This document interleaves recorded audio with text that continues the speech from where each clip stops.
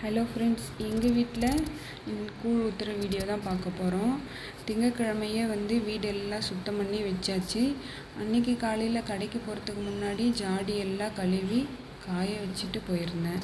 கடையிலேருந்து வந்தோடனே ஃப்ரெஷ்ஷப் ஆகிட்டு இந்த ஜாடியெல்லாம் உப்பு ஃபில் பண்ணிவிட்டு, எப்போவுமே அம்மன் கூழ் ஊற்றுனா நான் புதுசாக ராகி மாவு கம்பு எல்லாத்தையும் வாங்கிட்டு வருவேன். அது கரைச்சி வச்சுட்டு அப்போ அதுக்குவே கொஞ்சம் டைம் ஆகிடுச்சு, 10:30 மணி ஆகிடுச்சு. சரி தூங்கிட்டு காலையில் ஒரு 4 மணி போல் எழுந்து எல்லாத்தையும் க்ளீன் பண்ணிக்கலான்னு சொல்லிட்டு தூங்கிட்டேன்.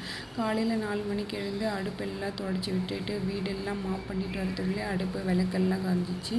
அப்புறம் அதுக்கு எல்லாத்துக்கும் அரிசியெல்லாம் ஊற வச்சுட்டு அதை அப்படியே மஞ்சள் குங்குமம்லாம் வச்சுட்டு அதுக்கப்புறமா வேப்பிலை தோரணெல்லாம் கட்டி ரெடி பண்ணி வச்சாச்சு. சாமிக்கெல்லாம் பூ வச்சு விளக்கெல்லாம் எண்ணெய் ஊற்றி வச்சிட்டோம்னா நம்மளுக்கு சாமி கும்பிடும் போது ஈஸியாக இருக்குன்றதுக்காக அந்த வேலை எல்லாமே செஞ்சு வச்சுட்டேன்.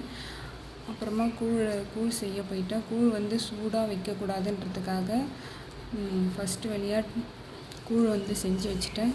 அதுக்கப்புறமா தான் டீ போடவே போனேன். டீ போடலான்னு பார்த்தா அன்றைக்கி ஆவின் பாலே கிடைக்கல. அதுக்கப்புறம் டிபார்ட்மெண்ட் ஸ்டோரில் ஹஸ்பண்ட் வாங்கிட்டு வந்தாங்க.